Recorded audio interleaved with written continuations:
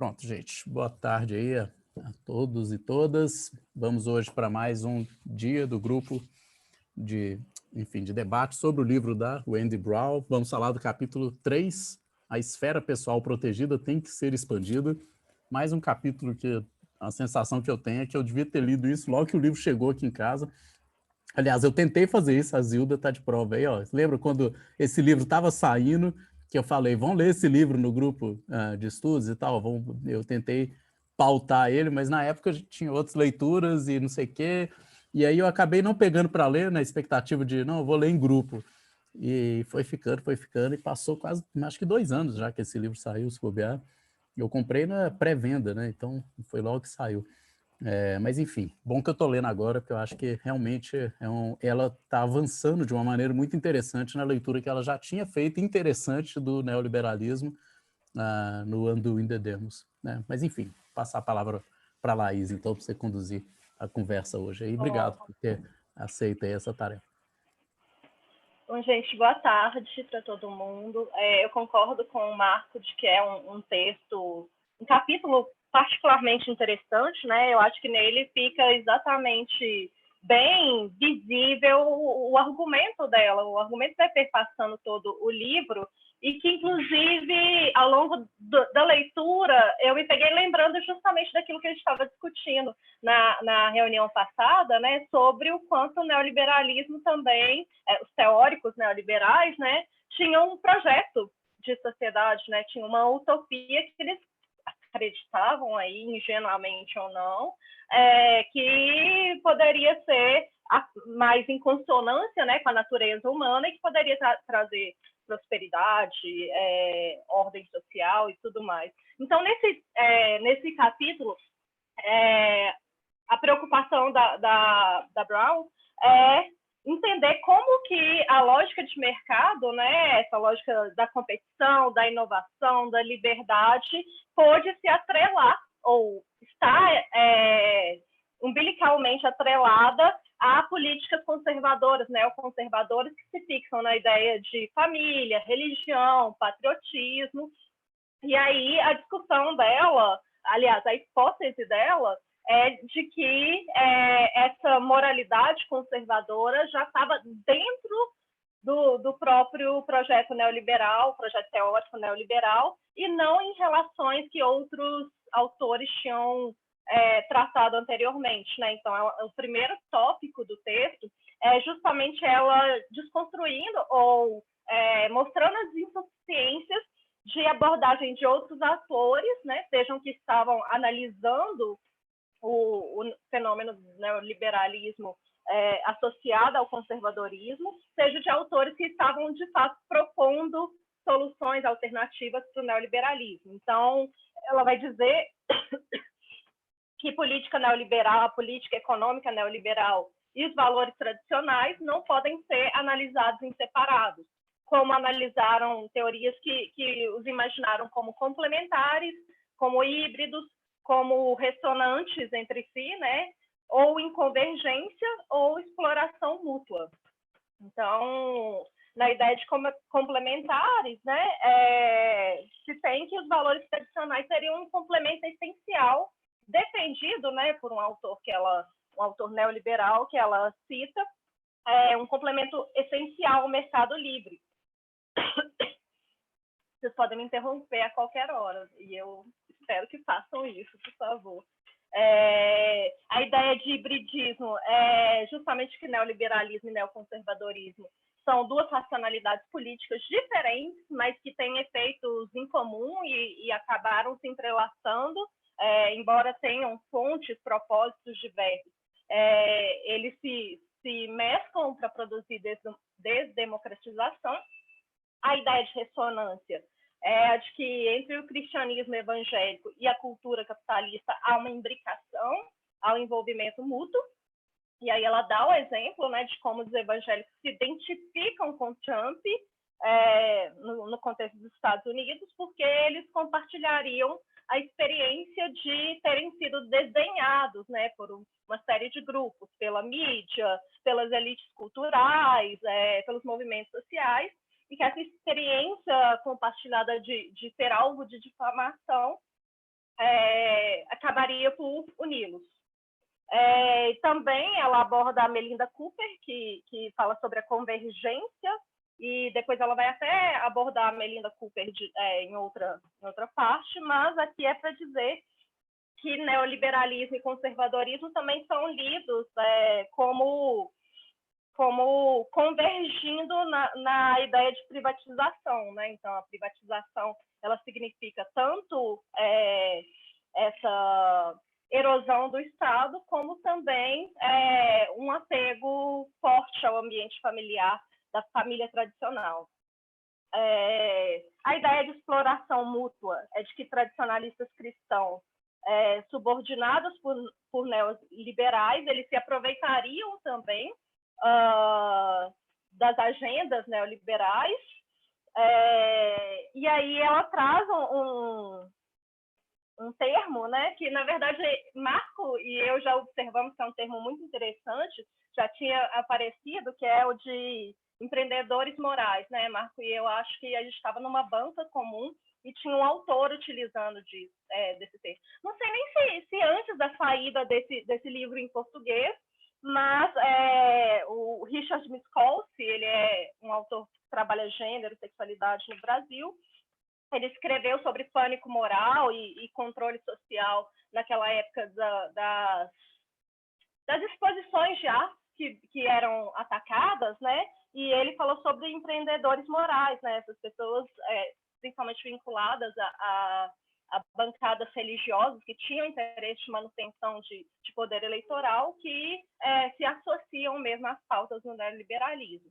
Agora que eu estou vendo aqui o chat, vou deixar ele aberto. Deixa eu comentar uma coisa aqui, então, Laís. Só, assim, eu mandei 2 textos aqui da Melinda Cooper. Essa está no meu radar há um tempo que eu estou querendo parar para ler os textos dela com calma. Eu já cheguei a ler en passant, assim, atravessar os textos, pegar um artigo, mas os livros mesmo, esses 2 que eu tenho aqui, que eu mandei o PDF, o que ela está citando é esse Family Values, né? Mas tem esse outro aqui, Life as Surplus, né? Que os 2 me interessam bastante. E acho que ela, enfim, tá aí, uma sugestão aí para entrar numa possível fila de leituras aí para o grupo. Ela também é do meu interesse. Ótimo.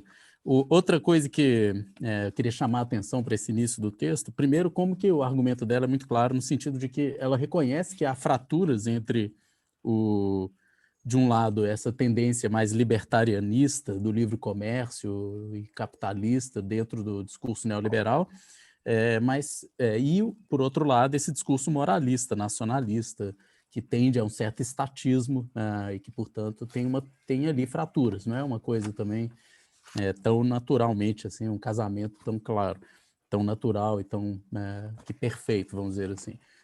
Mas, por outro lado, assim, me parece que o argumento central dela, primeiro, é mostrar que em diferentes momentos, esses diferentes aspectos, mais, vamos chamar, moralista, conservador, e o aspecto liberalizante, vamos dizer assim, como que em diferentes momentos eles se aproximam. E o pensamento do Hayek é um exemplo claro disso. E é interessante a maneira como ele pensa essa relação. Basicamente, esse capítulo vai fazer uma análise, né, de como isso aparece lá no Hayek. Agora, no fundo, assim, me parece que um argumento talvez mais importante do que defender que essas 2 coisas, conservadorismo e liberalismo, são compatíveis, me parece que o argumento central dela é que, de certa maneira, as 2 coisas elas estão juntas enquanto processos de desdemocratização.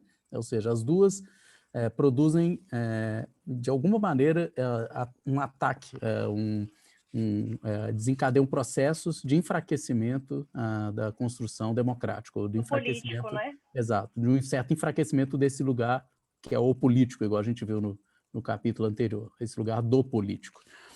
Enfim, isso tanto para o neoconservadorismo quanto o neoliberalismo são, o termo que ela usa aqui, movimentos de desdemocratização. Isso eu acho que é o argumento talvez até principal, porque mesmo que eles tenham divergências ou tendências que às vezes não se casam, eles convergem na desdemocratização.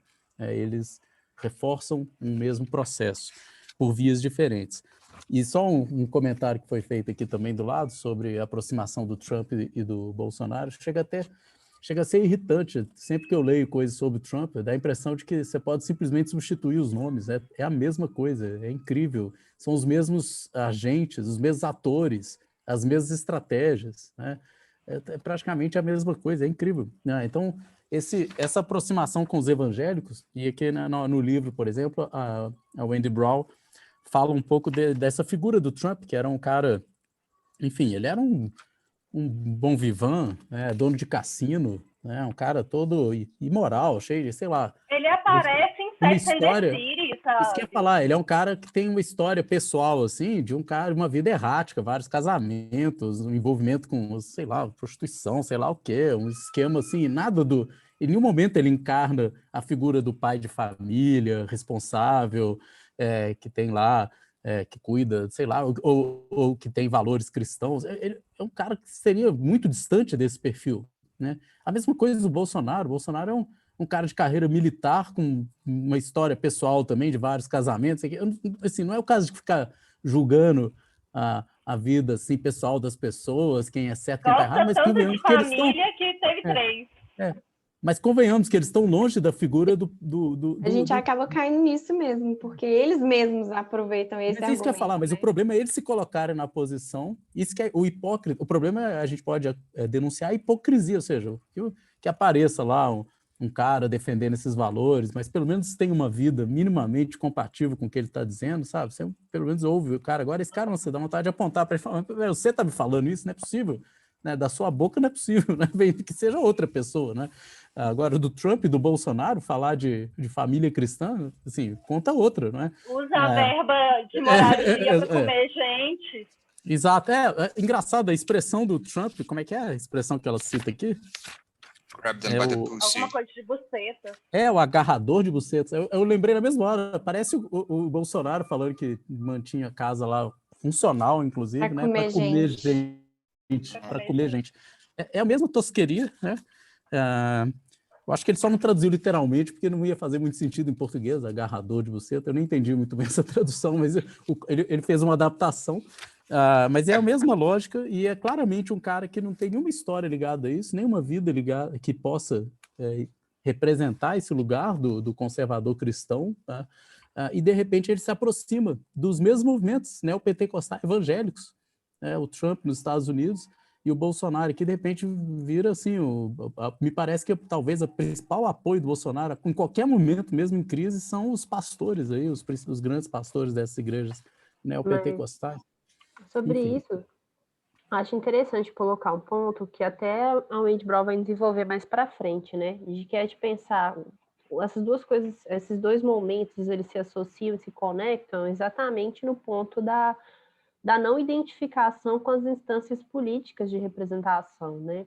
Assim, não é tanto o ponto de que esses mega empresários com envolvimentos escandalosos em abuso sexual infantil, prostituição, desvio de lavagem de dinheiro, etc. Não é que eles representem o ideal neopentecostal ou algo assim, mas eles também estão fora da política, né? Os dois grupos são outsiders, né? Então a ideia talvez parta do que a Wendy Brown pontue, né? De uma necessidade de moralização ou numa esperança que por uma via de uma liberdade individual exista um ganho, uma troca de poderes para ocupar instâncias de deliberação de direitos, e nesse ponto também há algo muito louco de semelhança, né, na estratégia da Suprema Corte Americana com a discussão sobre alguém terrivelmente evangélico no cargo do Supremo, né?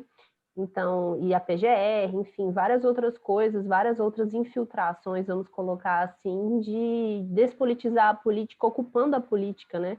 Pautando a despolitização institucional, né? Assim, é uma coisa muito louca mesmo, perniciosa. Não, e aqui, só antes de passar a palavra para a Tati e para a Gabi, que estão na fila, né? Um ponto que foi ressaltado é como que lá nos Estados Unidos também tem essa ideia de que o Trump seria um instrumento para criar um mundo mais cristão, e ele foi escolhido por Deus, ungido por Deus, né? Aqui ainda tem essa raio desse Messias no nome dele, que parece que as pessoas... então é ele mesmo, é o escolhido. Foi Deus quem colocou ele lá, e o cara fala isso, né? Que foi Deus, só Deus me tira, né? Deus me colocou. e não sei o quê, enfim, então Eu até sou isso... Deus, praticamente, né? Eu sou a Constituição. Pois então, foi Deus, né? Então, até nisso eles se aproximam. Bom, vai lá então, Tati, pode. Então, eu estava pensando, até na análise de uma das aulas aí que você deu na filosofia, da proximidade desse discurso com a redenção cristã. Quando eu li o parágrafo, a ideia que eu tive, né, assim, não que a autora tenha passado, mas passado essa dúvida para mim, foi que, sabe aquela ideia de salvação cristã, assim, desde a época lá da burguesia, tipo assim, tinha nobreza, aí, nossa, vou salvar o mundo, e aí eu só vou salvar através de Jesus. E não importa qual Jesus, se é um Jesus evangélico, é um Jesus cristão, sei lá, pode ser qualquer pessoa, assim. E esse discurso é muito pautado nisso, porque, em geral, as pessoas, elas são falíveis. E aí eu acho que a proximidade, ela vem daí, sabe? Assim, nossa, sei lá, o Trump é o cara do Sex and the City, mas ele se salvou, entendeu? Tipo assim, ó, ele se salvou e ele é igual a gente. Então a gente vai votar nele. Então acho que a ideia de proximidade, ela meio que vem daí, sabe? Ela não vem efetivamente assim. A experiência que eu tenho, assim, eu tenho um vizinho que ele é super bolsonarista. Ele é uma das pessoas mais legais que eu conheço. E ele é muito bolsonarista e muito católico. Só que ele é um cara católico, assim, muito engraçado, porque ele prega várias coisas e, vez ou outra, estou andando pela rua, assim, e vejo ele com outras mulheres. E aí eu me lembro desse discurso dele, aí lendo o texto também, sabe? Assim, juntou tudo. Lembro dele me falar assim, ai, Tati, porque assim, só Jesus salva. Ou seja, o meu conceito moral eu não posso resolver, é Jesus que resolve ele. Então, assim, eu acho que essa proximidade, ela tem muito a ver com isso, sabe? Eu vejo as pessoas que elas, em geral, são votantes dele, do Trump, o discurso do Trump, das pessoas que estão nesse discurso, eles se aproximam nesse ponto, sabe? Assim, de ser uma ideia de que a cristianidade vai salvar todas as minhas mazelas. Então, eu vou botar lá alguém que seja representante da cristianidade, seja através de qualquer coisa. Por isso que, por exemplo, os evangélicos e os católicos votam na mesma pessoa, porque tem essa mesma ideia de salvador, tipo, alguém tem que salvar. E esses dias mesmo eu estava conversando com esse meu vizinho, e ele falando, não, Tati, porque Jesus salva, e não sei o quê. Aí eu ainda falei assim, olha, se eu fosse Jesus, eu jamais voltaria. Porque, assim, já fiz tudo certo, ainda vou voltar para consertar uma coisa que nem foi eu que fiz. Então, assim, e ele não, você não pode pensar isso, sabe? Assim, é uma ideia de divindade mesmo, assim, que vai consertar o mundo inteiro, e é a mesma ideia que a gente tinha da nobreza junto com o cristianismo, lembra? Tipo, da nobreza junto com o cristianismo, que eram falíveis do mesmo jeito, e tudo, e aconteciam barbaridades. Não, mas ele é o representante de Deus. E eu acho que é meio uma volta dessa galera, sabe? Bom, eu acho que depois eu vi até umas considerações aqui da Zil, depois a gente pode conversar um pouco sobre essa teologia política que tem por trás ali, mas de fato existe nos dois movimentos, assim, na direita, nessa nova direita, extrema direita de uma maneira geral, se colocar nesse lugar de um projeto que não é só um projeto político, é um projeto, vamos chamar de civilizacional, e ter uma ideia de realizar no mundo os valores cristãos, isso como um projeto, né, digamos assim. Isso é muito evidente, inclusive, no texto a Wendy Brown traz aquela associação que tem lá nos Estados Unidos, que financia estudos e políticos e não sei o quê, para implementar. A declaradamente dos Estados Unidos. Exato, declaradamente com essa ideia de, olha, aliás, eu me lembro de ter isso muito claro uma vez que eu vi no Rio de Janeiro, andando no Rio de Janeiro, acho que em 2017, que eu tive lá, um tanto de pichação que tinha na cidade naquela época era simplesmente assim, mais Bíblia, menos Constituição. Aí ficava assim, cara, esse é o projeto desses caras, né? É um projeto antidemocrático nesse sentido, né? Contra a Constituição é vista como uma espécie de herança esquerdista, globalista que está aí, e a gente precisa superar isso para implementar um novo projeto, que é um projeto de realização de valores tradicionais, que eles associam ao cristianismo, que nem é, né? Assim, mas eles associam. Agora, só um comentário sobre essa hipocrisia desses candidatos também, que acho irônico, assim, extremamente irônico, e faz lembrar a situação do Brasil também, né? Você pega a oposição Trump e Biden nos Estados Unidos, e aqui foi Bolsonaro e Haddad, né? A figura do Biden e do Haddad, eles se encarnariam aquele cara meio família, sabe? Que tem um casamento, tem os filhos, são todos lá, não tem nenhum escândalo que eu tenha ouvido falar da vida deles, pessoal, sabe? Envolvendo prostituto, mulher, sei lá o quê, não tem nada, parece que eles são certinhos assim, cara, família e tal, e no entanto eles estão defendendo pluralidade, reconhecimento de outras formas, casamento entre pessoas do mesmo sexo, aqui. E do outro lado aparece os caras, boa vida, sabe? Cheio de agressor, sabe? Cara que arruma confusão para todo lado e vem com papo, sabe, de defesa da família. Peraí, é irônico que pessoalmente os lugares não são compatíveis com os discursos, né? Mas enfim, vai lá, Gabi. Oi, gente.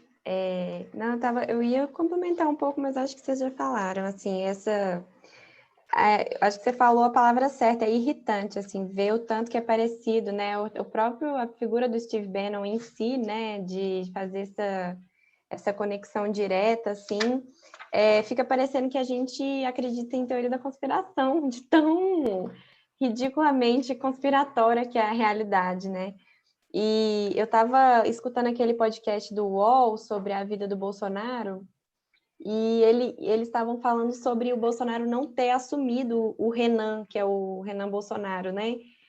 Que a mulher dele engravidou e teve o filho, e ele falou que ele não era que o filho não era dele, não registrou, só registrou depois que fez um teste de paternidade.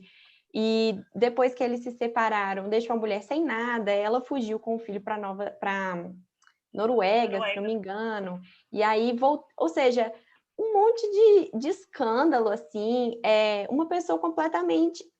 Gente, eu não sei mais o que fazer, assim, para entender o que acontece. E aí, você estava falando isso, Tati, eu fico pensando se o segredo não é entender mesmo que o que os une é a depravação, assim, essa depravação moral, que é você ser hipócrita e você meio que assumir esses esqueletos no armário, sabe? Assim, todo mundo tem, né? Todo mundo erra, ele é igual a nós e também... Não sei, assim, eu acho que sempre tem aquele benefício da dúvida que as pessoas tendem a fazer em relação ao Bolsonaro, que é quando ele diz alguma coisa, eles falam que ele não está falando sério, né? Ou seja, ele é não é isso que ele quer dizer, não é bem assim, ele é exagerado, ou então ele é explosivo, então ele é muito assertivo, ou ele tem esse jeitão, né? E ele fala coisas gravíssimas e não é levado a sério, ao mesmo tempo em que é justamente essa assertividade com a qual as pessoas se identificam, assim. Que é uma assertividade autoritária, né? E aí trazendo um pouco disso que a Wendy Brown está falando sobre esse neoliberalismo autoritário. Então, eu ultimamente, assim, eu desisti de tentar entender praticamente, porque eu acho que é incompreensível o que acontece. Assim, você falou do Richard Miskolci, ou Laís, eu li o livro que foi da tese de livre-docência dele, que ele lançou esse ano, que é o Batalhas Morais, e vai falar justamente da política identitária na era técnico-mediatizada, que é o que ele vai chamar esse uso mais amplo de redes sociais e tal, e vai falar que a política identitária é uma estratégia individualista e neoliberal por excelência, mas em um capítulo ele vai usar esse termo dos empreendedores morais. Eu não estou com o livro aqui, só estou com o meu fichamento, eu não sei se ele cita o Andy Brown, mas o debate que ele faz é esse mesmo, de conectar interesses, esses grupos, né, cujo interesse principal é no neoliberalismo do ponto de vista econômico, a esses grupos que vão ter como agenda primordial a agenda moral. E vai falar sobre como que isso culminou, né, na eleição de 2018 do Bolsonaro. Eu acho que é difícil não estabelecer paralelos mesmo. Geralmente, quando a gente lê alguma obra dos Estados Unidos, a gente tem que sempre fazer essa tradução, mas nesse momento, para mim, assim, o que ela fala é difícil de não transpor, assim, o tempo inteiro eu escrevia Bolsonaro do lado, ou então igual Brasil, ou é verdade, sabe? Assim, umas coisas tipo reafirmando, assim. Eu pedi esse livro depois de ler o capítulo, inclusive, estou esperando ele chegar. Pode falar, Zilda. Depois me conta, porque eu tenho algumas ressalvas, assim, gostaria de conversar com alguém sobre. Ô, Laís, eu ia falar não, só ia comentar o que a Gabi falou com a seguinte frase, é o projeto, né? O projeto do Bolsonaro é o espelhamento do governo Trump, né? Mas a gente vê essas ramificações. E fora isso... Desculpa, pode falar. Só fazer mais um comentário. E fora isso, vocês viram, né? O novo...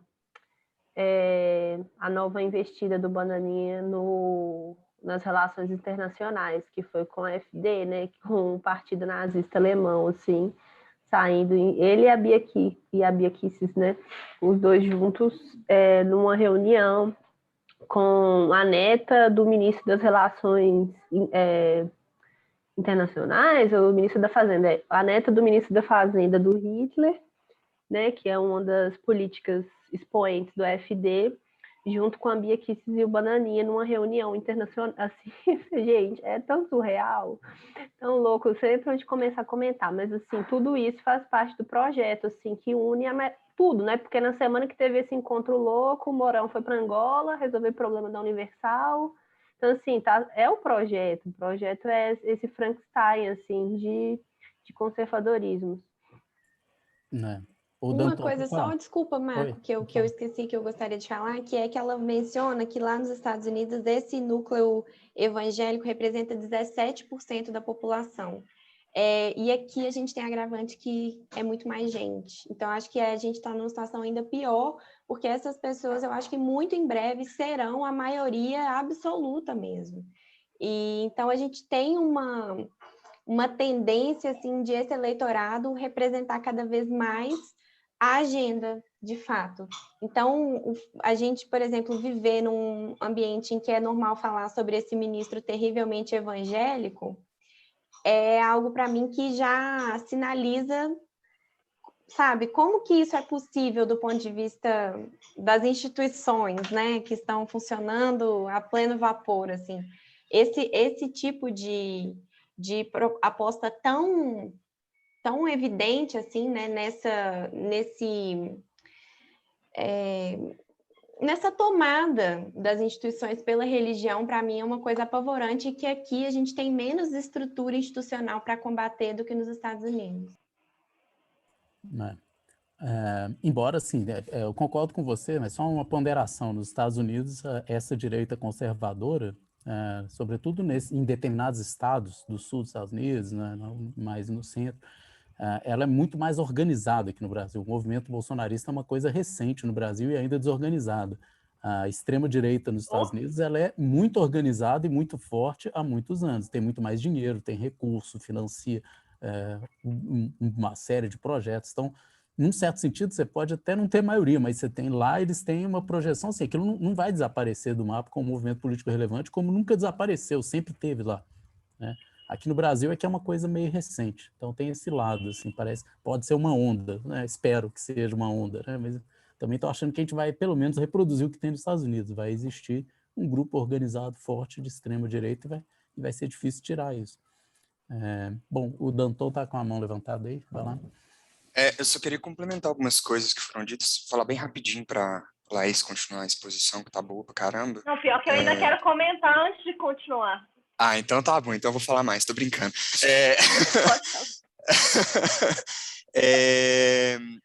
A primeira coisa que quando o Marco falou sobre essa distinção, também ficou, tipo assim, óbvio, o Bolsonaro volta e meia, né, aparece na nossa cabeça e tudo mais, infelizmente.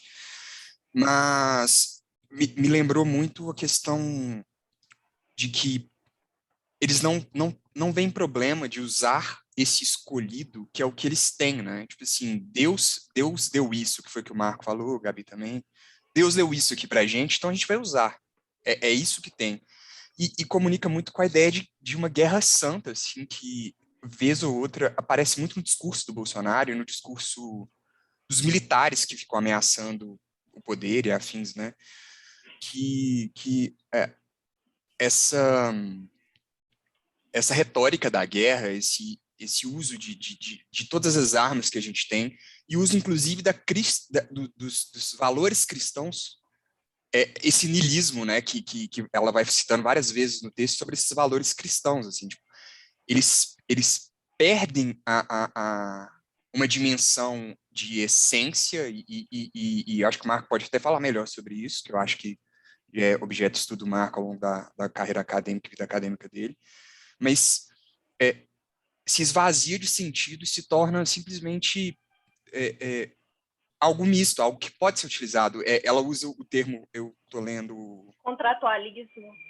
O contrato, exatamente, e esse uso constante do Estado, acionar o Estado, politizar, e despolitizar, desdemocratizar, para politizar de uma outra forma, né, que essa política que eles a todo momento tentam falar que não é política, mas é fundamentalmente política, por isso que eles ocupam esse espaço, eles esvaziam completamente esses valores que o Bolsonaro que não tem, que o Trump não tem, que os opositores políticos dele apresentam muito mais do que eles, até pela secularização desses valores cristãos dentro da Constituição, né, e essa figura política que essas pessoas representam para ter uma validade, uma moralidade política que, no final das contas, moralidade legal se aproxima muito dessa moralidade política também, moralidade religiosa. Mas voltando, só para encurtar, que ela fala sobre como esses valores se tornam gritos de guerra, né? Eles não têm mais essência, eles são só flechas, são tiros, são gritos de guerra, são ausentes de valor de fato, né? Tipo, valor de fato, se é que pode falar que isso existe, né? Mas ausente da valoração inicial que é dada a eles, dessa dimensão de profundidade que eles têm. E aí você consegue encaixar qualquer pessoa naquilo, porque se você tem um valor vazio, qual a necessidade de você ter alguém que é probo, de alguém que não é violento, de alguém que é fiel, de alguém que tem um casamento, como o Marcos citou, a questão da Haddad. Não tem necessidade mais, né? Você esvazia tudo isso. E o que eu ia falar, que a Gabi já falou, é a questão do Bannon, né? Tipo assim, a gente tem os mesmos atores por trás das cortinas e na frente também, esses caras aparecem, né? A gente não é tipo, governado por um monte de bilionários desconhecidos, eles são completamente conhecidos, eles fazem questão de aparecer, eles estão aí todo dia, dando a cara a tapa e mostrando como, mais ou menos, o mesmo projeto, que é um projeto que se estende pela América, né? Só um comentário, e aí eu vou até adiantar um tema para a Laís poder desenvolver na sequência, que quando no texto que a Wendy Brown fala dessa coisa do grito de guerra, ela está querendo defender que, de certa maneira, o que aconteceu, o neoliberalismo real, se distingue do projeto do Hayek, porque o Hayek, o que ele imaginava, era, na verdade, uma defesa não exatamente de um cristianismo de guerra, que é a politização do discurso cristão numa estratégia de combate, que é o que a gente está vendo hoje, né? Contra os LGBT, feminista, não sei o quê.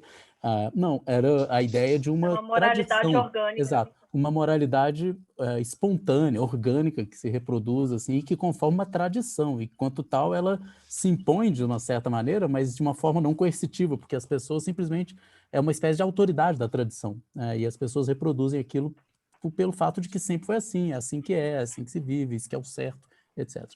Então, e o gancho que eu ia fazer é o seguinte, se a gente for pensar nisso, que o que está no fundo não é exatamente uma defesa do cristianismo, dos valores cristãos, mas uma defesa da tradição, e o cristianismo está associado a uma certa tradição no Ocidente, aí fica mais fácil entender, por exemplo, por que a figura do Trump e do Bolsonaro encarnam bem esse papel.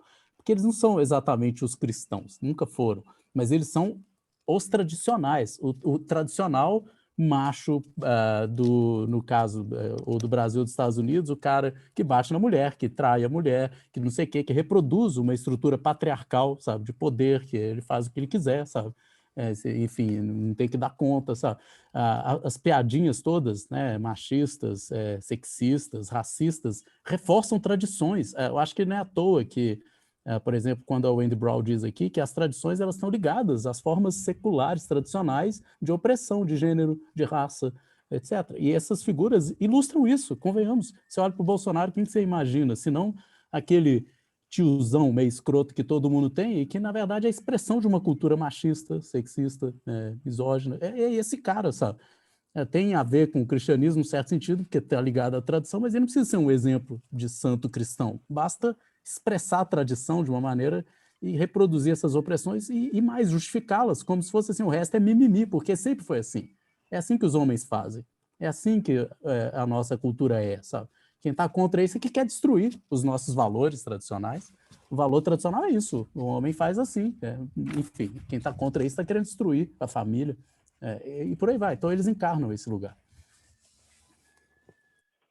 Eu acumulei aqui um monte de... Quem que ia falar? Pode eu vou falar. só falar uma coisa, que eu acho que o Marcos, você toca num ponto mesmo que eu concordo, que é um pouco dessa sensação de autorizar as pessoas a continuarem sendo como elas sempre foram, que a gente falou, acho que no encontro anterior, sobre a questão do politicamente correto, da sensação de cerceamento da liberdade e desse resgate a uma tradição, a um passado idílico, quando tudo era melhor e essas coisas não eram cheias de encheção de saco e a gente podia fazer tudo em paz, né?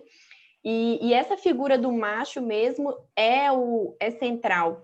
Então, quando a gente fala assim, mas muita gente votou no Bolsonaro apesar de ele ser machista, na real é central mesmo, né? Ainda que não seja com esse nome, mas essa figura, essa imagem que passa essa sensação de autorização, de que é possível ser assim e ninguém vai encher o seu saco, porque se o presidente todos nós podemos ser, né? Ela vai tratar disso exatamente no capítulo 5, né? Essa ideia do ressentimento do homem branco que vai dirigir aquelas pessoas que ele considera, ele vai direcionar esse ódio, esse ressentimento, àquelas pessoas que ele considera são responsáveis pelo fracasso dele, pela insignificância dele, né? Eu fui acumulando alguns comentários, né? Enquanto vocês faziam próprios comentários. Isso que a Gabi e o Danton falaram do Bannon, eu acho que, inclusive, é uma coisa que eu sinto falta. É uma dimensão que eu sinto falta. Lógico, não é o propósito do texto, né, da Wendy Brown, mas é analisar como que as tecnologias possibilitaram isso, né? Tanto no caso dos Estados Unidos quanto no caso brasileiro, a eleição foi um período aí de lançamento de faces do Bolsonaro, né? Que são essas faces que são altamente particularizadas para o destinatário. E aí eu gosto de analisar até hoje, né? A própria família Bolsonaro, ela tem aí os grandes representantes, os grandes pilares, né? O que é miliciano, né? Está lá nas tretas milicianas. Tem o que é o olavista, que está responsável pelas tretas internacionais, xingar o comunismo, já foi embaixadeiro nos Estados Unidos. Tem o gamer, porque, em grande medida, também a ideologia nazista, a ideologia bolsonarista, a ideologia bolsonarista se entranhou na internet por meio dessas lives de Twitch, que, enfim, jovens também acabaram se vinculando. Tem a esposa, que é da área da igreja evangélica e que trouxe o Bolsonaro para a igreja evangélica e que também está ligada a grupos, né, movimentos aí de assistência, né, assistencialismo, por assim dizer, ao invés de política pública para... É aquela coisa de tentar resolver problemas sociais por meio de caridade. Então, assim, eu acho que também essa criação de ecossistemas facilitou esse processo de dizer, não, ele é um cristão, olha só, eu só recebo notícias dele, imagens dele, falando sobre Jesus ou sendo batizado, aquela história, assim, no sentido de que fragmentos dessas facetas dele vão chegar para os interessados, justamente reforçando aquilo que eles são. Ao ler também esse capítulo, eu me lembrei muito, não, eu já tinha lido e vi ontem, não sei se vocês viram, um vídeo do Roberto Jefferson, que basicamente exemplifica tudo que a Wendy Brown falou, né, no que diz respeito a esse neoliberalismo realmente existente, que é aquele que vai tratar a nação ora como uma empresa privada, ora como uma casa que está ameaçada, precisa ser protegida e que tem que ser resguardada contra invasores, contra aqueles externos, né, no caso dele, o comunismo. E é interessante que uma das primeiras frases que ele fala nesse vídeo é que ele está defendendo a liberdade. E isso bate muito numa questão que a gente começou a tratar na última reunião, que é qual a concepção da liberdade, né? Esse capítulo ele trabalha muito essa questão da liberdade no neoliberalismo. Para o Hayek, tinha a ver justamente com essa liberdade como a ausência de coerção, né? Coerção explícita pelas instituições políticas, pela democracia. Então, a aposta dele ao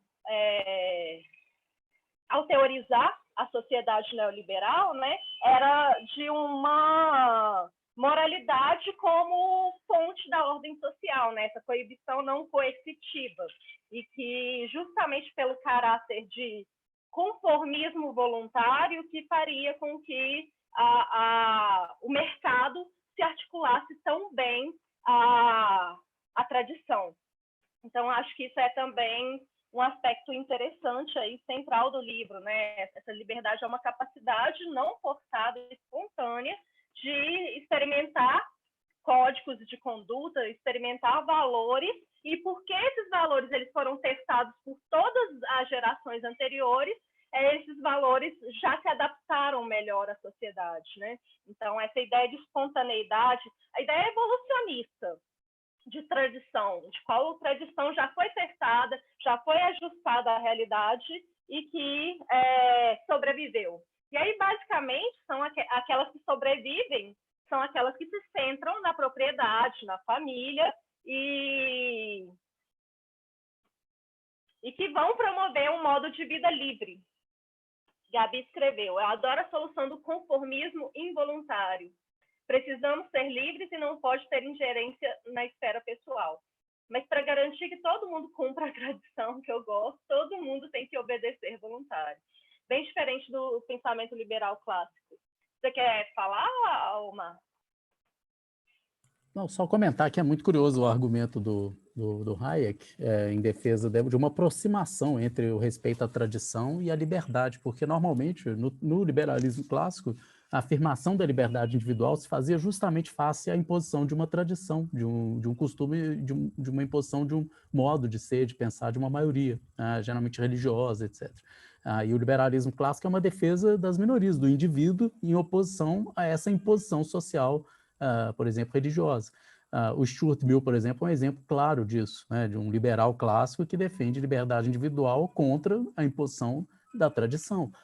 E o Mill, o Hayek, ele faz um movimento muito curioso, que é o de aproximar a liberdade ao segmento de uma tradição, mas uma determinada tradição, essa que espontaneamente se reproduz e que, no argumento dele, porque o liberal entende que a evolução dependeria dessa afirmação da liberdade, ou seja, o indivíduo precisaria ter espaço para desenvolver seus projetos pessoais, porque esse é o motor da inovação, da livre iniciativa e da própria evolução social. E o Hayek vai dizer, não, na verdade, a tradição, ela sedimentou essas conquistas, digamos, evolucionistas. Ela, de alguma maneira, não é o anti-evolução, ela é a evolução cristalizada, digamos assim. O respeito à tradição significa se apropriar dos ganhos do passado, daquilo que foi incorporado e que se mostrou, digamos, de certa maneira, bem-sucedido. Enfim, então é um argumento muito curioso e que, num certo sentido, tradição, só para usar uma imagem assim curiosa, já que ele usa evolução, assim, a gente está falando de Darwin, né, uma certa referência à imagem darwiniana de evolução, mas, de certa maneira, como se todos nós, enquanto indivíduos, tivéssemos uma liberdade, mas carregássemos em nós um patrimônio genético, que é a tradição, e esse patrimônio, igual a nossa conformação genética, é resultado de uma longa evolução da espécie. Você está vendo isso aí? A gente é resultado dessa longa evolução bem-sucedida da espécie. E, de certa maneira, a tradição seria esse patrimônio genético, digamos assim, que tem que ser preservado e que é uma conquista, digamos assim, da humanidade, ou da espécie humana, melhor dizendo, e ainda assim, a liberdade individual seria só um acréscimo em relação a esse patrimônio já sedimentado. Enfim, o paralelo me parece esse, mas é muito curioso, porque claramente se afasta do modo tradicional do liberal de pensar isso. Só Gabi, uma você coisa... quer falar? Danton, pode falar, Danton. Desculpa, você quer falar, Gabi? Pode passar na frente, desculpa. Não.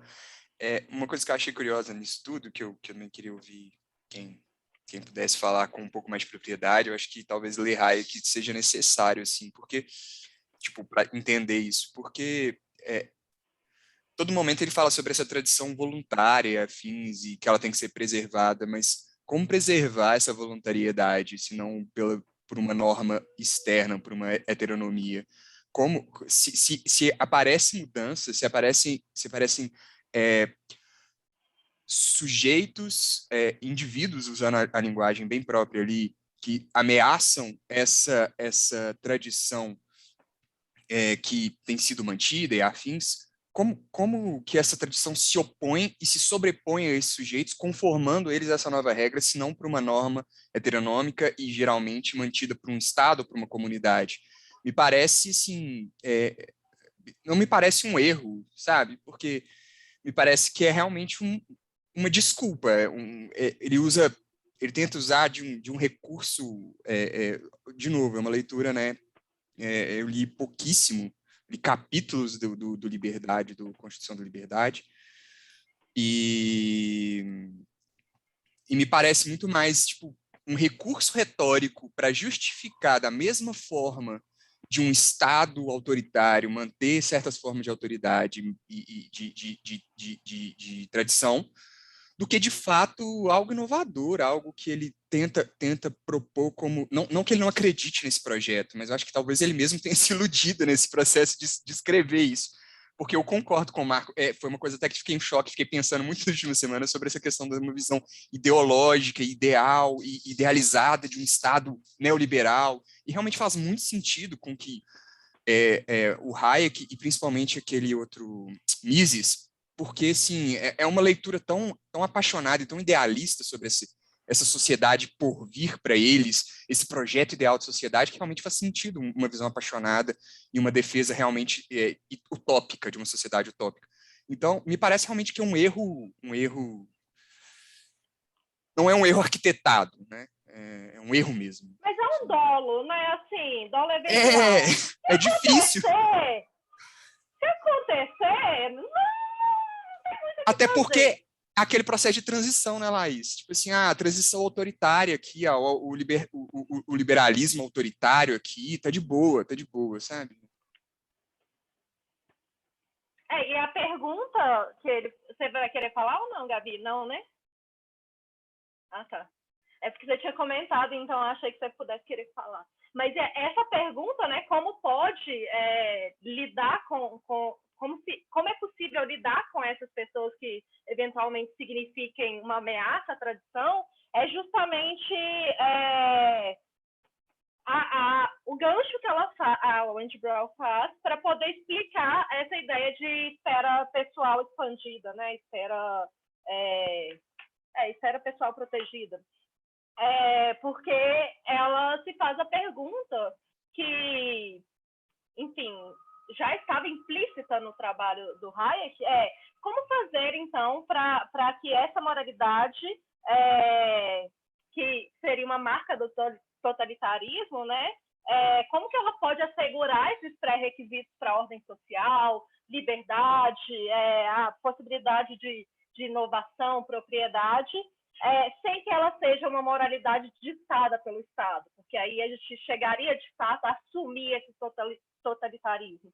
E aí ela fala que ele apresenta 3 técnicas, né? Que a primeira é limitar o poder do legislativo, está na página 127 em diante. Limitar o poder legislativo a criar regras universais e eu não estou entendendo a minha letra.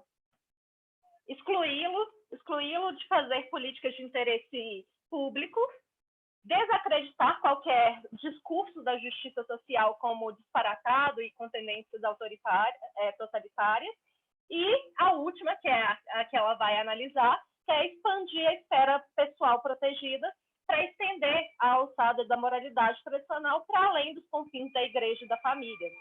E essa seria eleita, por assim dizer, a técnica que conseguiria restabelecer os costumes tradicionais em uma sociedade na qual o Estado social, ou mesmo o socialismo, os afastou, né? Ou colocou em risco essa moralidade tradicional. Então, com isso, se fortalece... Pode falar. Peraí que agora... Acho que parou o barulho. Eu acho que esse ponto, Laís, se conecta bastante com o que o Danton estava falando, assim, que você apresentou, né? Essa vontade de retomar a moralidade para se opor ao totalitarismo, né? Quase como uma forma de recuperar a sociedade ocidental depois das experiências totalitárias, né? É uma forma de, talvez, manter uma organização social, mas trocando seus símbolos, ou destituindo o político, né? Pelo menos o que eu penso, assim, o que eu entendi nessa parte, e eu acho bastante interessante, porque ele vai além, né? Ele vê um resquício da social-democracia como um germe do totalitarismo e tenta se desvencilhar da social-democracia, elevando a moralidade cristã como uma forma de recuperar ou de recuperar um sentido para a humanidade, vamos colocar assim, né? Ou de uma organização do social. Eu achei esse ponto bastante importante. Não, sim, de fato, essa ideia, né, de que o socialismo, a social-democracia, estabelecendo uma economia planejada e elegendo ideais de igualdade, por exemplo, como da função da ordem do Estado resolver, ela colocaria em jogo a moralidade tradicional, e que, por isso, a esfera pessoal estendida seria capaz mesmo de resolver essa situação. Aí o Marco escreveu: interessante identificar os verdadeiros inimigos dos neoliberais, não os conservadores, mas a política, o social, o racional, o igualitário e o estatista. Então, por meio dessa... Você quer falar, Zilda? Não, tá. Só concordando. Eu não sei o que aconteceu. Tá, é porque a mãozinha dela tá levantada. Tá. Essa mãozinha é igual você ficar na sala de aula e você fala, mas você não abaixa a sua mão, né? Você continua. Vou ficar atenta. A Gabi levantou ali também. Não, porque esse ponto para mim é interessante, porque realmente eu acho que essa é uma virada de entender que o neoliberalismo é antidemocrático, né? Na medida em que ele detesta o social, o político e as decisões que são feitas por meio desse conflito social, né? Ele é antidemocrático e ele tende, e a gente, pelo menos, acho que ele é bem sucedido em dizer isso, a afirmar que ele é a favor da liberdade. E a gente entende, escuta isso como algo democrático, a favor das liberdades. Então, acho que desmascarar esse contraponto do neoliberalismo à democracia, que talvez não seja evidente, mas que, de acordo com os métodos que ele adota e os seus fundamentos, acaba colocando isso em prática. Eu acho que a gente estava experimentando isso agora, né? Talvez seja um caminho também de a gente tirá-lo da hegemonia, assim. E essa coisa da esfera pessoal, né, que ela vai chamar de a contribuição original do Hayek, em que ele vai dizer que ele vai ampliando a proteção da esfera pessoal de forma que cada vez mais coisas sejam relegadas à vida privada, né, e que, portanto, estejam defendidas da intervenção do Estado. Para mim, se comunica com aquilo que ela fala no início e que ela cita da Melinda Cooper, que são os grupos que defendem homeschooling, que são grupos que defendem, eu não sei se ela vai falar aqui, mas que são os de anti-vacina, o homeschooling, as pessoas que são contra a educação sexual nas escolas, que a gente já vinha falando antes, voucher social, que são essas defesas. E, gente, é muito desesperador, porque o Brasil começa a importar essas coisas, sabe? A gente fica com gente contra a vacina, num país que nunca teve isso nunca nem foi uma questão. Que história é essa? Eu lembro de quando eu era criança, que tinha reportagem no Fantástico sobre o homeschooling, e tinha, tipo assim, uns 3 doidos falando de homeschooling, e ficava todo mundo indignado, tipo, como assim você vai colocar o menino no colégio? E agora eles começam a pautar isso, que você tem que deixar na escola. Eu tenho medo de que o que a pandemia tenha feito em relação a trazer, né, obrigar muita gente, as crianças a acessarem a escola de casa, catalise esse processo, sabe? De defender homeschooling e de colocar na família essa demanda esse poder de controlar a vida de todo mundo. Eu ia falar, tem uma pessoa lavando louça aqui, não sei se vocês estão me ouvindo bem, mas uma coisa que me fez pensar muito nesse texto foi, eu estava conversando com a faxineira da casa do meu namorado. Ela tem 4 filhos. Ela está grávida agora. Ela tem 3, né? Ela está grávida e a gente estava conversando. Ela estava indo vacinar e tal. Ela estava indignada porque ela não tinha vacinado ainda e falando mal do Bolsonaro. E ela falou comigo assim, não, porque olha, eu votei nele. E eu votei nele porque ele é contra o aborto. E aí eu fiquei assim, tipo, ela falou isso, exatamente, porque ele é contra o aborto. Aí eu falei, mas por que isso, tipo assim, é tão importante? Porque eu sou cristã e para nós a família é muito importante. E o PT é a favor do aborto. E aí eu falei, não, mas olha, o PT teve vários anos e não conseguiu colocar o aborto em pauta e tal. E aí a gente estava trocando ideia, ela é uma pessoa ótima, ela não é uma pessoa ótima. E aí ela estava falando assim, não, porque eu acho que o que a esquerda, muitas pessoas querem fazer é colocar coisa na cabeça das crianças. E tem coisa que tem que ser ensinado na família, não tem que ser ensinado na escola. Sexo, eu que quero escolher o jeito de falar de sexo com meus filhos. E aí ela embarcou no Bolsonaro, entendeu? E ela é uma pessoa que precisa de políticas sociais, de distribuição de renda, e, enfim, que não tem nenhum interesse econômico nesse projeto liberal do Paulo Guedes, e embarcou. E aí se decepcionou e acha, hoje em dia, estava falando que o Bolsonaro é corrupto e tal. Mas, assim, isso para mim me marcou muito sobre essa dimensão da esfera privada, de, olha, a família é aqui e ela é cada vez maior, e quem manda nela somos nós, sabe? E esse pânico de que outras pessoas insiram ideias dentro desse ambiente familiar que deve ser protegido.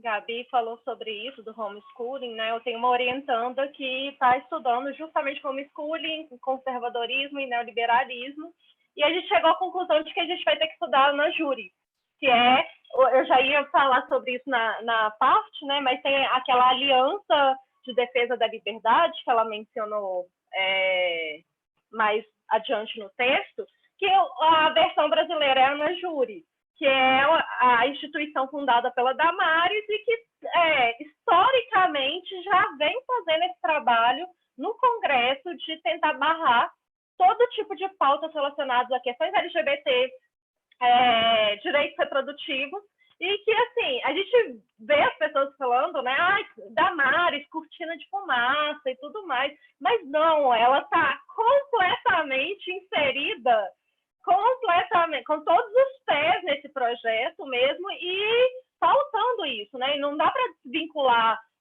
propostas do Guedes por voucher, de implementação de vouchers na educação, homeschooling, com também a privatização do ensino. Então, assim, é muito interessante isso que você colocou. Eu Pedro, ia falar mais alguma tá com a coisa mãozinha disso. levantada aí, você viu? Ah, tá, Pedro.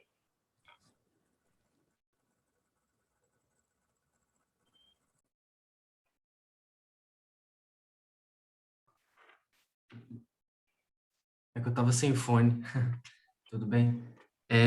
Então, a Gabi tinha mencionado essa questão do neoliberalismo com a política, né? Assim, com a democracia e essa questão do neoliberalismo, ele flertar sempre com esse autoritarismo, mas eu não vejo isso mais como um ponto, sabe? Assim, eu acho que isso foi um ponto que ficou no passado, talvez na origem desse processo do neoliberalismo como uma pauta econômica, dentro dos estados, porque hoje em dia o que eu vejo é mais uma inversão dessa lógica, sabe? O neoliberalismo ele está mais fechado com as instituições democráticas, que são as nossas instituições políticas formais que a gente tem hoje, justamente porque elas não são um empecilho para que ele vigore na prática economicamente, entendeu?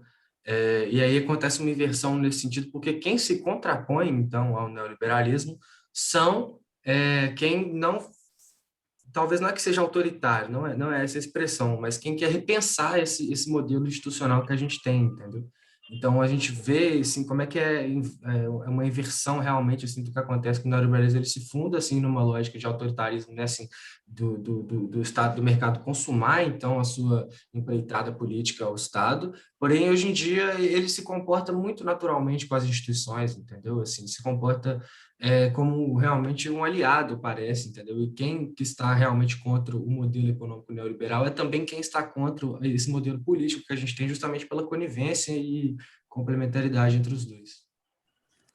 Só um comentário, assim, aliás, eu queria fazer alguns comentários também, mas sobre esse último comentário do Pedro, assim, mas eu acho que é preciso entender também que do ponto de vista neoliberal, o que existe é uma percepção de que eles têm um projeto que nunca foi plenamente executado, essa que é a questão. Então, o discurso neoliberal permanece sendo um discurso de reforma do Estado, um discurso que acha que o Estado ainda é burocratizado, é pesado, não sei o quê, que precisa ser radicalmente reformulado, revisto numa lógica empresarial e tal. E os caras continuam achando que por mais que isso tenha sido tentado, isso não foi feito, pelo menos não na medida que deveria ter sido, né? Então, acho que eles ainda veem o Estado como um lugar de reforma, né? De reformas radicais. Assim, eu não acho que eles estão satisfeitos. O que acontece no Brasil, especificamente, eu acho que é uma tendência reativa, tanto a esquerda quanto a direita neoliberal, agora, em reação a essa extrema-direita, elas estão adotando um discurso mais legalista institucional,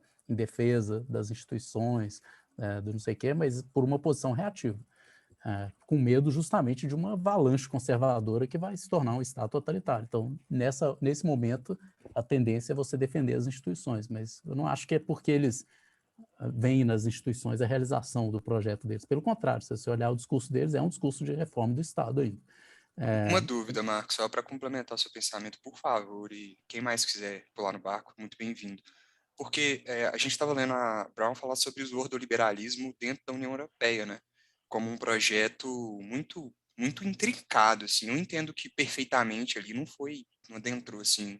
Eu também não concordo com tudo que o Pedro pontuou, apesar de muito pelo que você falou mesmo, assim, de que essa institucionalidade do neoliberalismo, assim, ela ainda, né, ela cria muitas fissuras no projeto em si. Mas a União Europeia, você não acha que esse ordoliberalismo talvez já tenha sido ali antes de 2008, antes da grande crise grega e afins, talvez não tivesse em vigor ali, talvez um projeto mais contundente de neoliberalismo nesse molde? A União Europeia, sim, é um exemplo muito mais, né, digamos, eu acredito que um neoliberal estaria muito mais satisfeito com a União Europeia do que com qualquer outra estrutura estatal, mas não é bem uma estrutura estatal, ela é meio supraestatal, e ela sim ela é muito próximo do sonho ordoliberal especificamente de um governo tecnocrático, muito próximo, mas enfim, mas não é exatamente um Estado e tal, né? E agora, só dois comentários, assim, que antes de passar a palavra para a Zilda e para a Tati, que estão com a mão levantada, dois autores que eu gostaria de indicar, que me lembrou muito lendo esse texto aqui da Wendy Brown falando do Hayek. Primeiro, me lembrou muito Savigny. Não sei se vocês já leram alguma coisa do Savigny, aquele jurista lá, enfim, alemão e tal, mas que ele era um super conservador, né, um ultra conservador, e que defendia, atacava os códigos iluministas justamente porque dizia que o direito não poderia ser uma imposição, né, artificial, fruto, né, desses projetos, delírios assim, racionalistas, como diz aqui o texto, e que o direito tinha que ser expressão do termo dele lá, termo que é super nazista, aliás, soa nazista, mas é pré-nazista, Volksgeist, né? Que é aquela coisa do espírito do povo. Enfim, me parece muito com isso, porque a ideia dele é isso, que o direito tem que ser um produto espontâneo, né, das tradições, né, que não pode ser fruto de uma imposição artificial, e por isso esses códigos iluminados são criticados por ele, e por aí vai.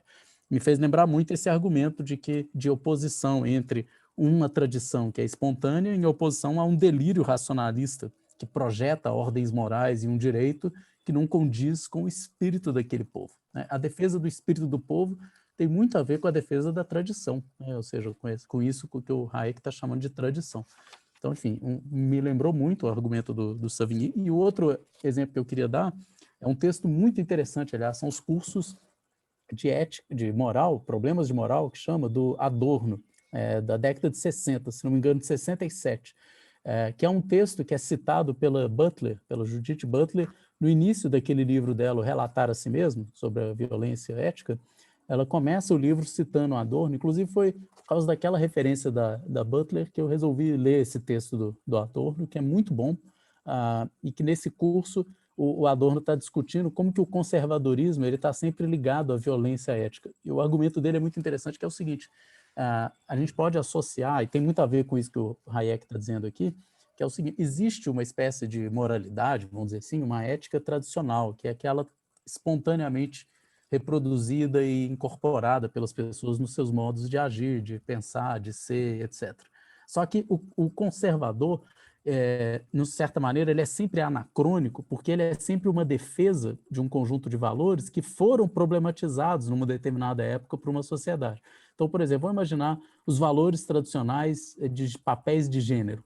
Até então, eles vinham funcionando como uma tradição. A partir do momento que eles são questionados, por exemplo, por um movimento feminista, eles tentam ser recuperados por parte de um movimento reativo, que é o conservador, que é aquele que vai agora afirmar a tradição contra essa problematização que foi feita. Só que essa afirmação da tradição, diz o Adorno, e por isso o conservador, ele é sempre um anacrônico, porque ele está sempre querendo recuperar um mundo que já não é mais. Não sei se está entendendo.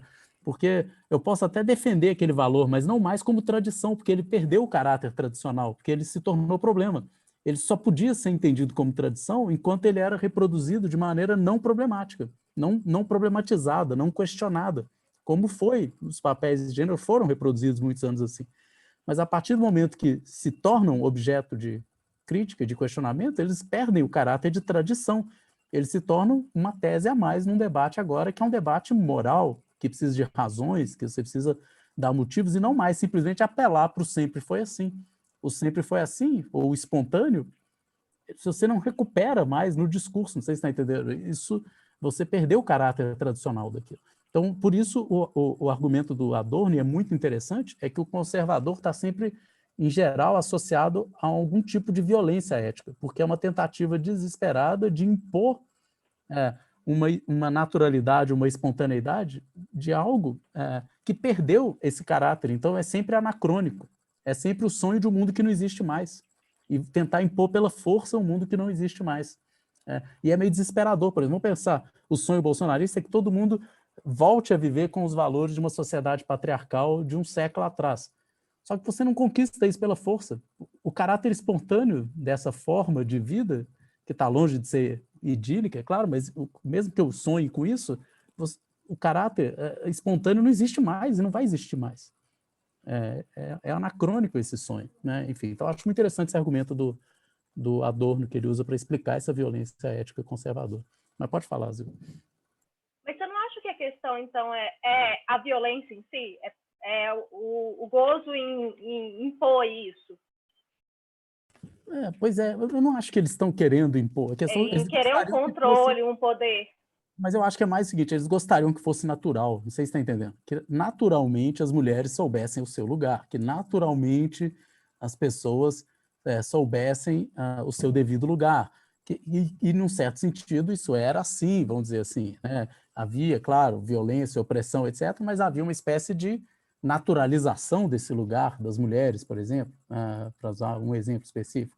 E eles sonham com essa naturalização, ou seja, com a volta desse estado esse modo espontâneo, né, de vida. Talvez por isso o projeto educacional dentro do bolsonarismo seja tão central também, né? Damares e afins, homeschooling, outras coisas. Mas você não recupera, isso que é a questão, vai ser sempre anacrônico, né?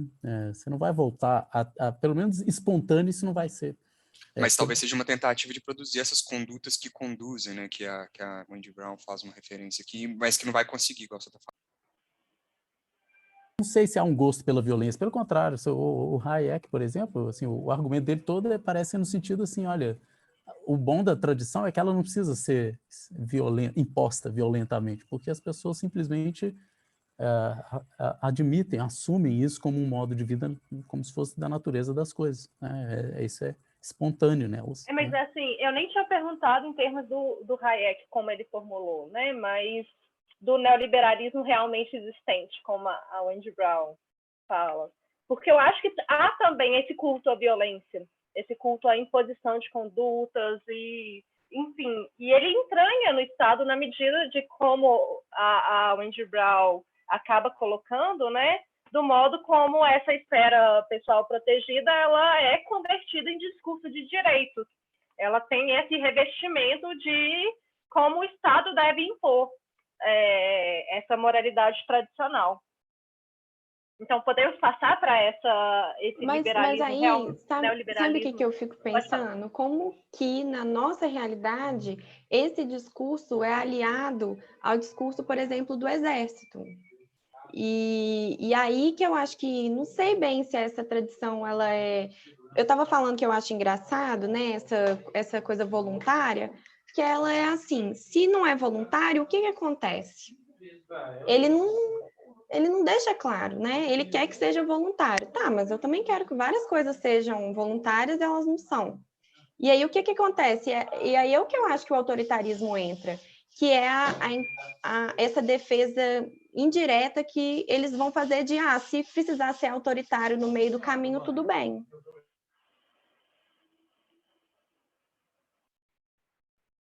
Gente, tem o povo com a mão levantada, a Zilda e a Tati. Pode falar então, gente. A Zilda Desculpa, primeiro. gente.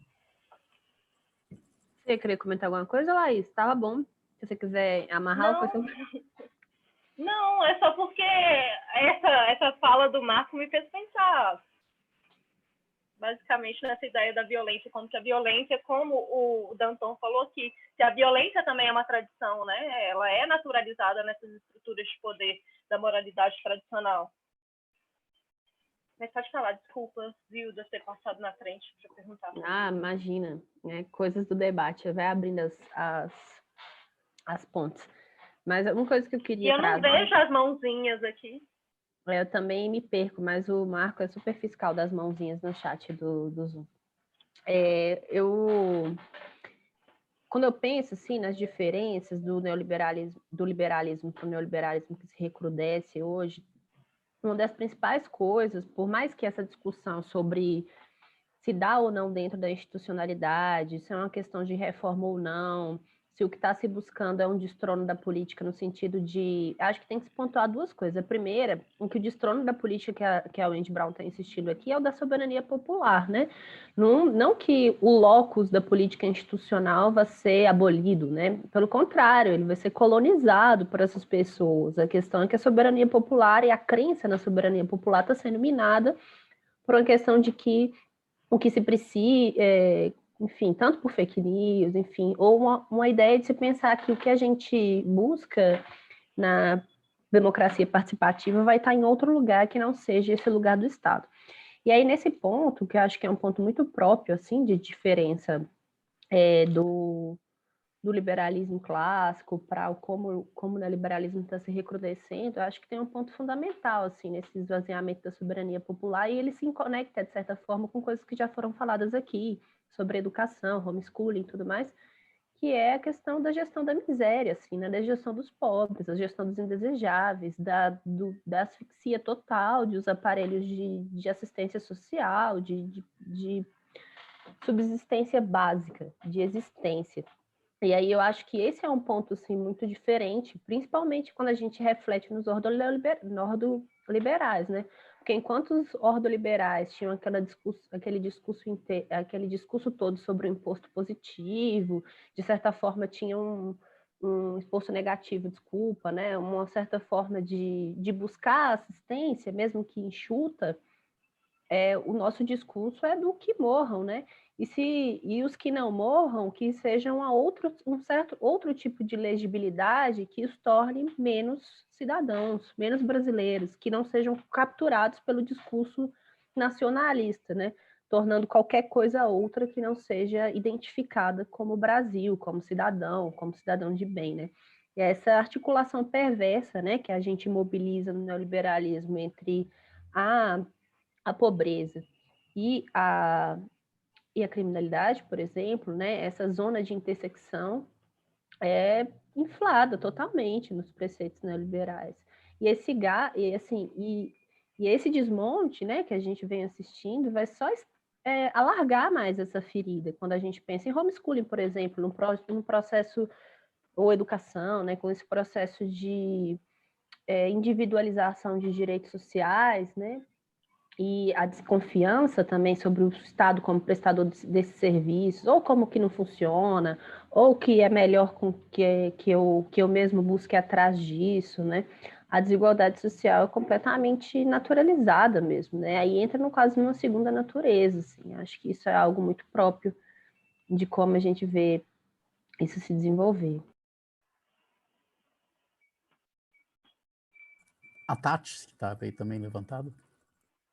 Eu tô escrevendo mais para não ficar ocupando muita fala, aí eu fico recheando de comentários ali. Então, mas podem ir falando. Eu vou voltar um pouquinho na discussão do Pedro.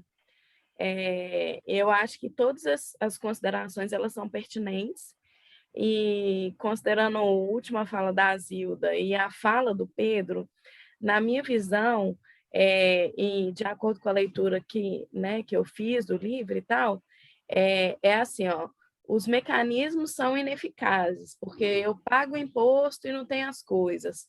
Logo, vou fazer por mim mesmo, logo, vou utilizar as forças ao meu favor. E aí você pega, por exemplo, eu estudo políticas habitacionais. Aí você pega as políticas habitacionais que são um conluio perfeito com o neoliberalismo, sabe? Assim, eles escolhem o terreno onde vão fazer o programa Minha Casa Minha Vida. O que é absurdo, porque, por exemplo, se é uma política assistencial, tem que se ver, né? Assim, questão de saneamento, transporte e tudo. E não, assim, constroem coisas assim no meio do nada. E às vezes destruindo bens e patrimônios que são nossos, tipo comunidades Isidoro, que foi objeto, né, do Minha Casa Minha Vida, aí está lutando para a sua permanência, né? E aí, para mim, essa perspectiva, sabe, assim, ó, como o Estado não faz nada, eu vou usar os mecanismos do Estado ao meu favor. É essa que eu consigo perceber, sabe, assim, por exemplo, não, a segurança não está legal, logo quero uma arma para mim, entendeu? Então, assim, esse descrédito, ele gera um contraponto, na minha opinião, que é ou eu utilizar esse mecanismo ao meu favor, através do clientelismo, e aí se você pega as instituições públicas hoje, né? A maioria das chefias são representadas por cargos comissionados de gente muito nada a ver, assim, com a ideia de democracia participativa, com a ideia de, né, de Estado, e às vezes, e assim, o discurso é sempre assim, mas vamos supor, o discurso do Zema, né? Mas ele é um empresário, ele dá lucro, e perpassando por essa ideia, né? Você tem direitos mínimos que são garantidos, que teoricamente seriam garantidos, como conquistas sociais. Num recente pronunciamento, o Zema falou: agora vamos pagar os funcionários públicos em dia. E assim, todo mundo aplaudindo. Isso é um absurdo, assim. Tipo, o salário está sendo parcelado há 1000 anos, e isso não é uma conquista, é um direito. E aí a gente começa a ter essa ideia de direito como privilégio, sabe? Assim, ó, não, nossa, que privilégio você receber em dia. Não, gente, eu estou trabalhando em dia, então por que eu não estou recebendo um dia? Sabe? Então, começa uma inversão muito maluca de valores, e utilizar o Estado como mecanismo participativo desse processo. É isso que eu percebo, assim, principalmente quando a gente analisa algumas searas, por exemplo, né, voltando à questão da habitação, aí você constrói lá o shopping cidade e dá 3 chafariz para a cidade. Gente, sabe, assim, o que eu vou fazer com isso? Eu não tomo banho no chafariz. Então, assim, é muito maluco, sabe? Você utilizar esse mecanismo e assim, eu falo que é um looping eterno, assim, não tem como, eu não sei como sair disso, assim, sinceramente falando, porque o que eu vejo é que essas políticas positivas, elas estão sendo utilizadas pelo neoliberalismo como parte do clientelismo, entendeu? É isso que é a minha percepção.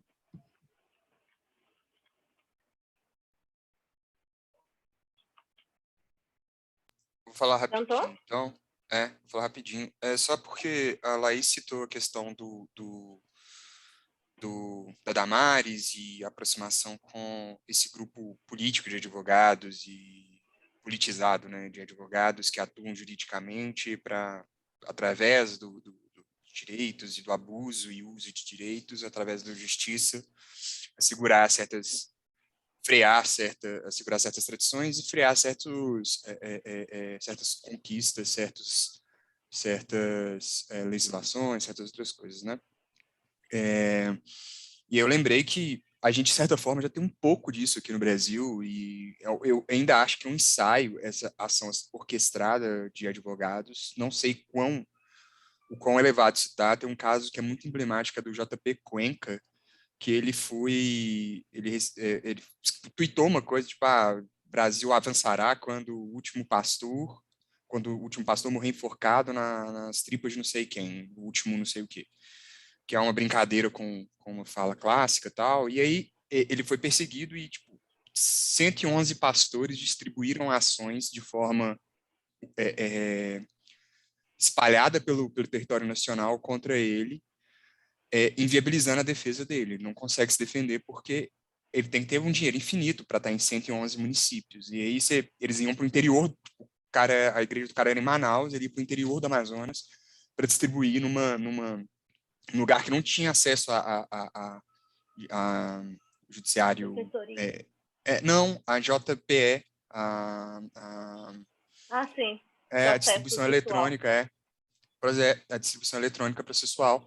E aí ele não conseguia se defender, e tudo orquestrado de forma muito, um ataque de enxame pela direita mesmo, sabe? Eu acho que a gente está tendo ensaios mais próximos ainda dessa experiência estadunidense, sim, que não é tanto centralizado no acesso político, que é o que a Damares faz, mas um acesso judicializado mesmo, e está sendo algo que eu acho que ainda vai aumentar. Eu acho que foi um ensaio inicial, sabe?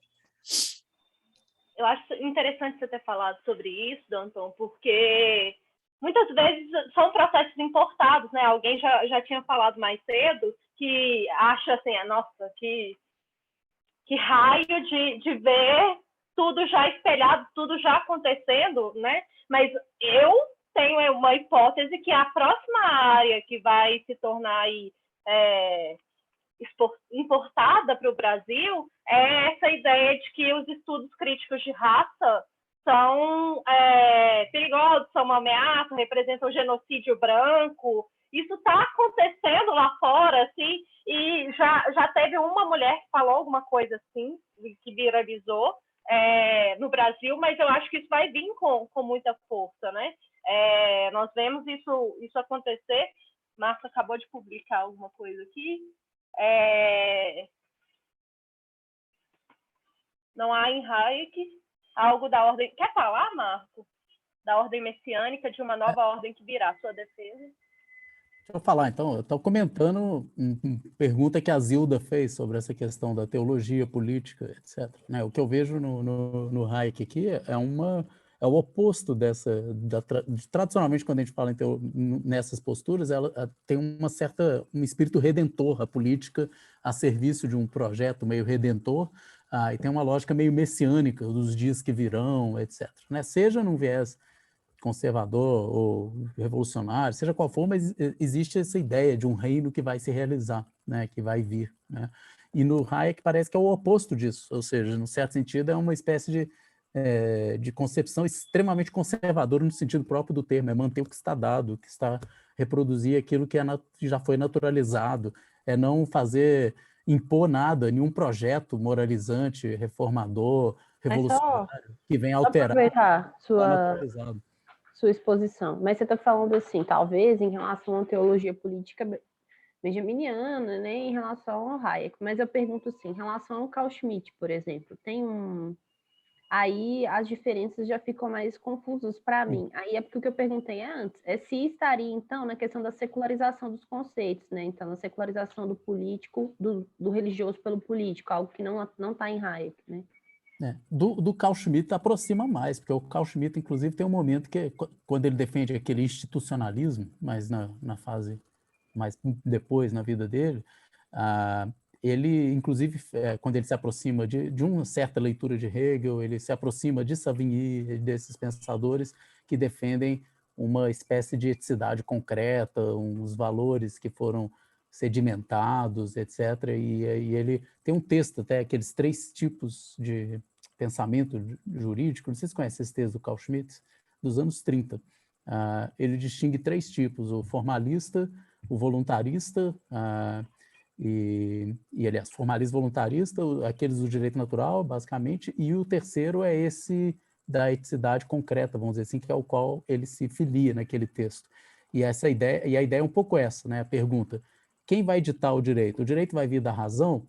O direito vai vir da autoridade, da mera decisão de uma autoridade arbitrária, ou o direito vai vir dos costumes, né, da tradição, né?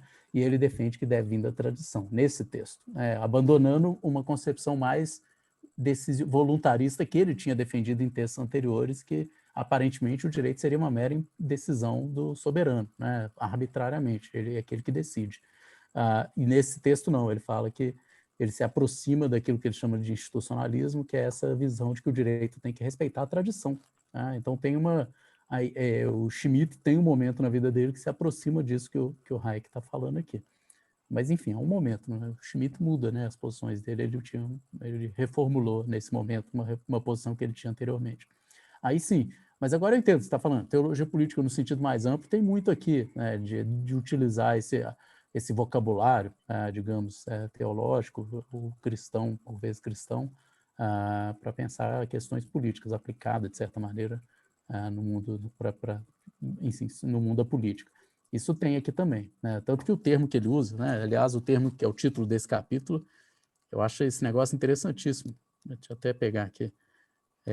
Como é que chama? Aqui, ó, esfera pessoal protegida. Né? Esse negócio é incrível, né? Essa ideia, né, de uma esfera pessoal que você vai expandir, no final das contas, você tem uma grande nação pensada como extensão da sua casa, né, do privado, isso em várias dimensões. Né? Então, acho que tem um... Mas, enfim, num certo sentido, quando a gente fala em teologia política, o mais comum são essas visões de redentoras, né? Essa ideia messiânica. A ideia também de soberania popular me parece também que o Hayek tenta desafiar a todo momento e um pouco um fundamento ali do Schmitt. Que ele se afasta do Schmitt, se afasta e a própria ideia de soberania popular tem uma tradição que é teológica, etc., e aqui ele se afasta. Então, assim, não é essas aproximações são sempre assim, né? Tem um aspecto, aqui parece que tem a ver, mas é uma coisa diferente.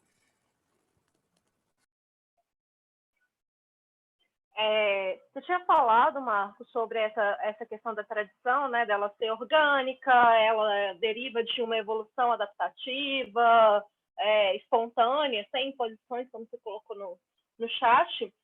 Mas o Hayek ele chega a dizer que é preciso o Estado garantir, por meio desse discurso de direitos,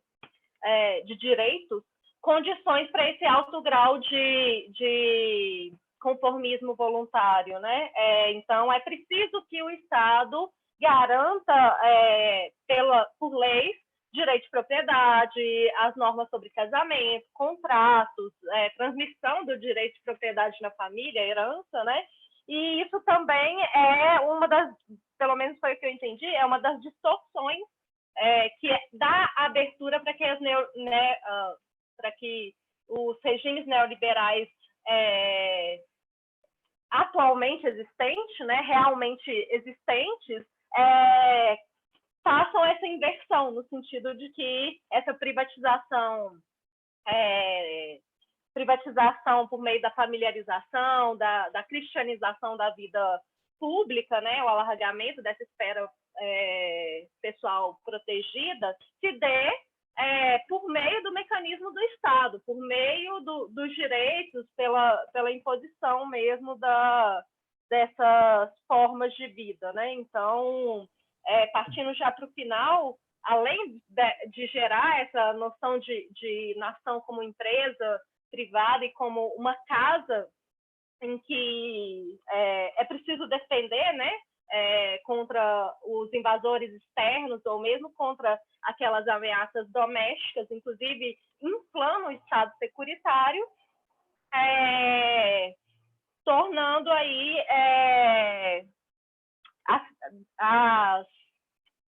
os estados neoliberais realmente existentes, né, as formas neoliberais que a gente se depara contemporaneamente, extremamente autoritários.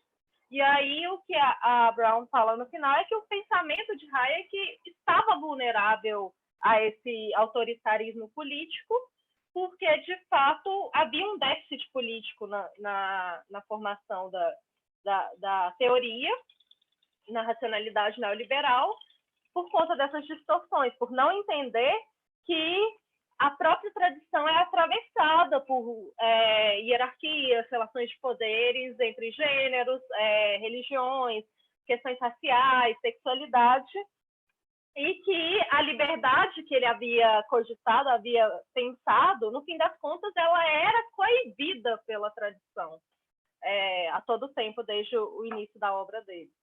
Então... Mas sabe o que eu vejo aqui, lá? Assim, eu estou vendo que a gente já até passou do tempo aqui, mas enfim, hoje eu estou um pouco mais tranquilo que não vai ter aulas às 7 horas, né? Mas mesmo assim a gente pode tentar terminar.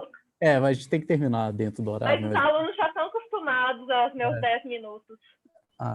Mas enfim, eu ia só comentar assim, que tem uma linha aqui que é difícil, que ela aponta no trabalho do Hayek, que é o seguinte: por um lado, ele parece ser contra a ideia de um Estado que vai agir de uma forma autoritária, impondo um determinado conjunto de valores, seja ele à esquerda ou à direita. É isso que ele diz, né, num texto, Por que não sou conservador, é que ele acha que os dois, tanto o conservadorismo mais à direita, quanto os movimentos à esquerda, eles se colocam como esse lugar do moralista, assim, que vai impor um conjunto de valores a uma sociedade, e ele é contra isso, essa imposição por parte do Estado.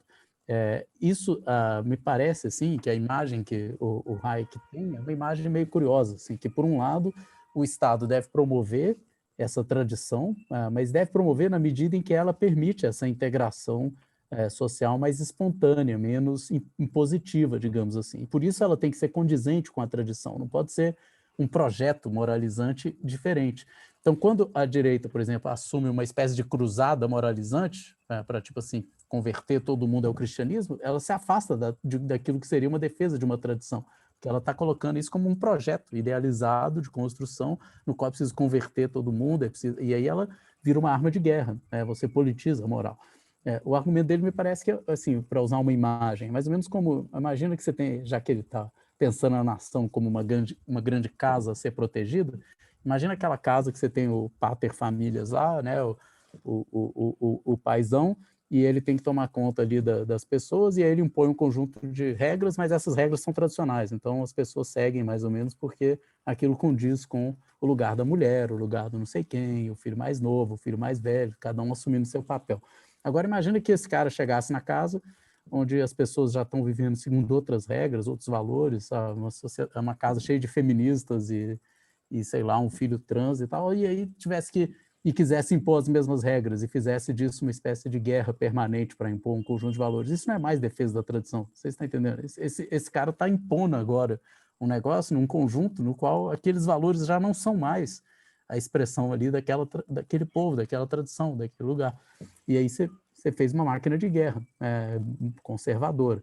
Então, acho que a ideia é um pouco essa, mas é um liame, porque, por um lado, essa coisa de dizer que o Estado tem que proteger a tradição enquanto for tradição, porque na hora que não é mais, deixa de ser uma defesa de uma coisa que existe e passa a ser um projeto de imposição de algo que não condiz mais com os valores daquelas pessoas.